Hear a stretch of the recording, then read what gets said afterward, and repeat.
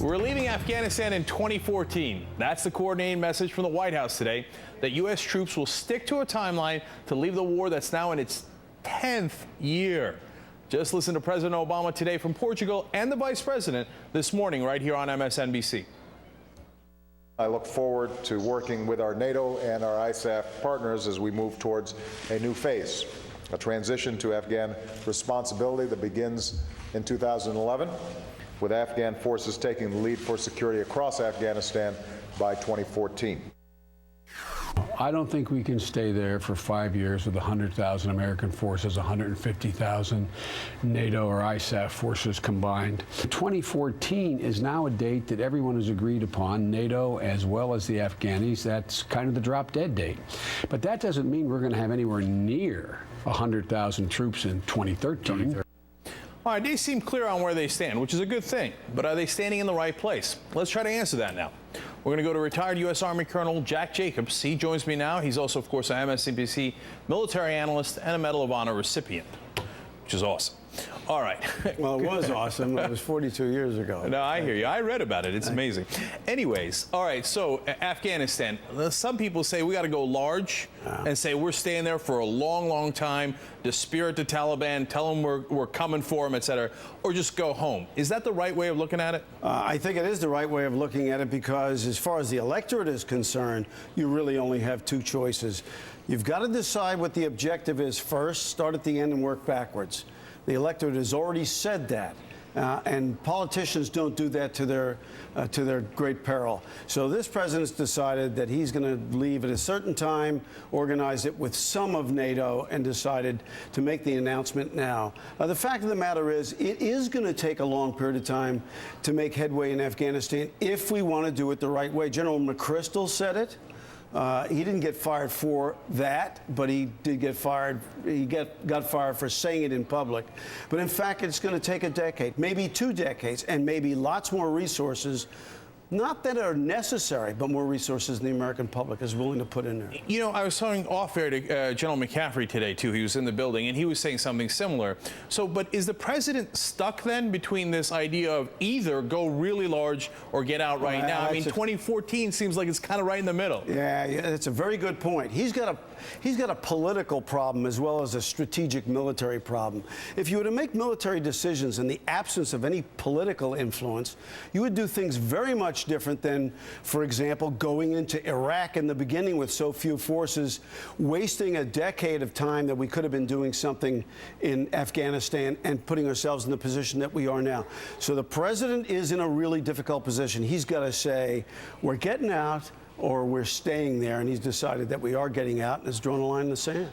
All right, now some of the generals seem to disagree. They seem to want to stay longer, but not to 2025 or decades. They want to at least stay significantly till 2014. Today, the Pentagon was talking about, well, we stay to the end of 2014, which is really 2015. So what's motivating the generals? Why do they think we should stay there long? Well, they know that we are fighting an unconventional war. We're fighting an asymmetrical war. And as a result, we can't just pile on, bring lots and lots of troops there and expect to just annihilate the bad guys and have them give up as the Nazis and the Japanese did in the Second World War. This is not that kind of war. And as a result, the way we're going to have to fight it is to train the Afghans. We're going to have to do good works locally. We're going to have to empower tribal leaders. And all the rest, that takes time. We're going to have to train all these people who have never been trained. That takes time. That's why they're saying it's going to take a long time. But don't forget that the president, this president, any president, is motivated by a huge political imperative, not just strategy. And he's got to say, look, I can't wait forever, and I can't tell the American people we're going to keep doing this for the rest of their lives. And that's why he's drawing the line. But you know what? I disagree with all of them, okay? I don't think it's ever going to work. You could stay there till 2025. You could stay there till 2500, okay? And the Afghans will fight you because you're in their valley. That's what they do. And the more people you put in their valley, the more they'll fight you. As long as we have the strategy that says we're going to have a unified country that's going to be governed from Kabul, you're exactly right. We will fail. That is not going to work.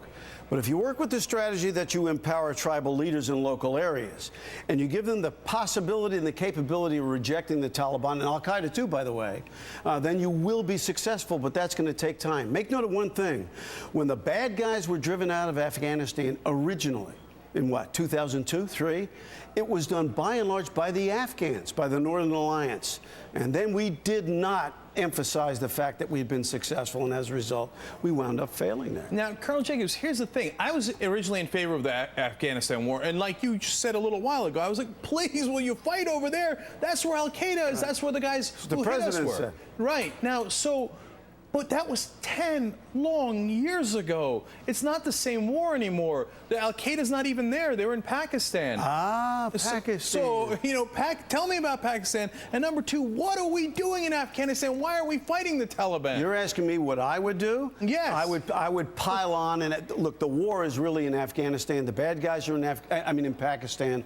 They're on the border over in the northwest territories in Pakistan. The Pakistanis won't go in there. We are being very, very successful there, as a matter of fact. We have this president, and I'm not the guy to say that this president has done anything correctly as far as strategy is concerned, but I've got to tell you that he's put more ordnance on the top of bad guys on the border between Afghanistan and Pakistan, has killed more Taliban and more Al-Qaeda people, has targeted the bad guys more than anybody else. If we keep doing that, we may be successful, not in making Afghanistan a free democracy. That'll never happen. You're absolutely right. But we may, if we keep doing what we're doing in the northeast of Pakistan, the northeast of Afghanistan, northwest of Pakistan, we may in fact be able to destroy the enemy. And I think that's what the president is trying to do. So I agree with you. Pakistan's where the real fight is, and the president's fighting him real hard there. And some progressives don't like the predator strikes, et cetera, et cetera. But I tell you, look, he's going after the real guys. Yeah. So that's good. We all agree on that, right? But we've got all of these troops and all of this expense in Afghanistan.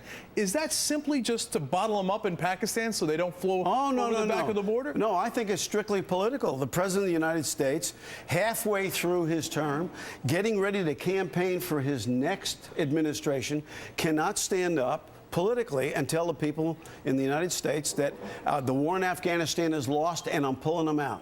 He will. I'm telling you, he ain't going to do that politically. Well, I think the people would love it. I think if you just stood up to the American people and said, I got 4 letters for you, OVAH, as Spike Lee would say, it's over. Okay, we're leaving. They would love it. If he did it right now, between now and Election Day in 2012, you're absolutely right. He'd win re-election with a landslide. There you go. Look at that. Powerful advice for the president. Thank you, Colonel Jacobs. We really appreciate it.